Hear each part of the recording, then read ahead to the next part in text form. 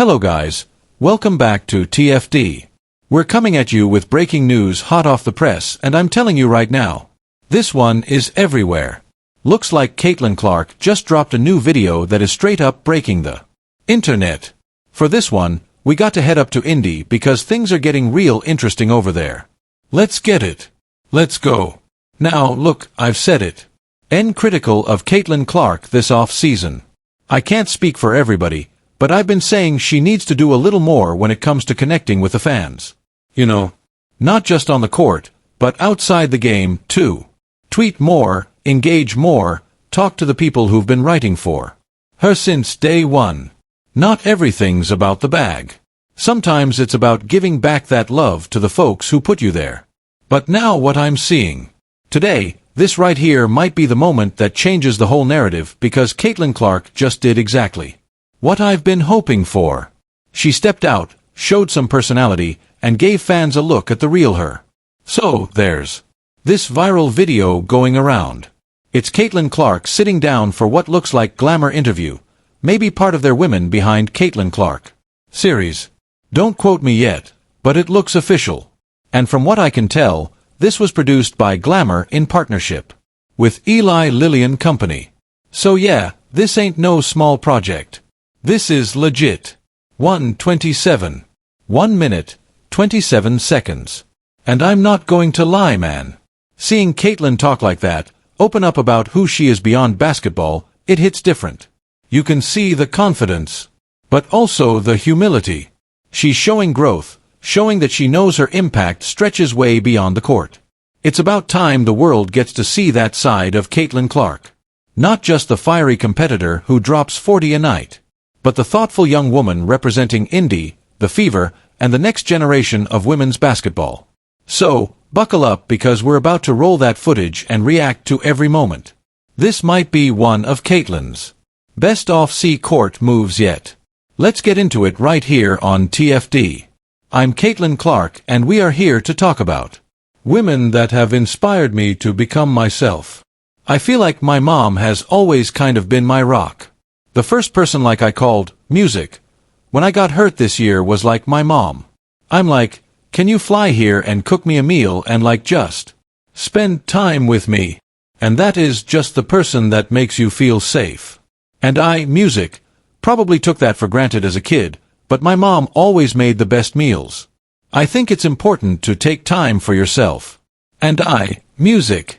Think also, like when I do have free time, one of my escapes is like cooking a healthy meal for myself, whether that's, breakfast, lunch, or dinner.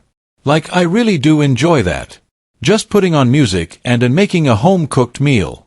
And I think that's because it feels, music, like a safe place for myself, cause that's kind of what I grew up on.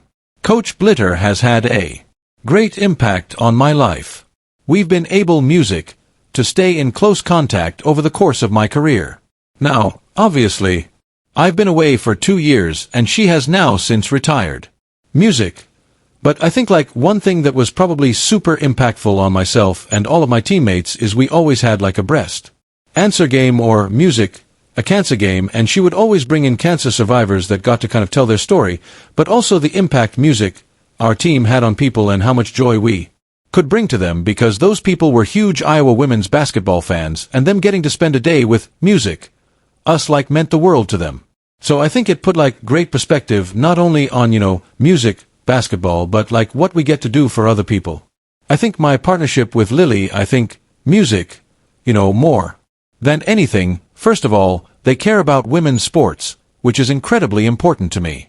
And now getting to play in music, Indianapolis, and them being based here, it feels like a pretty natural partnership.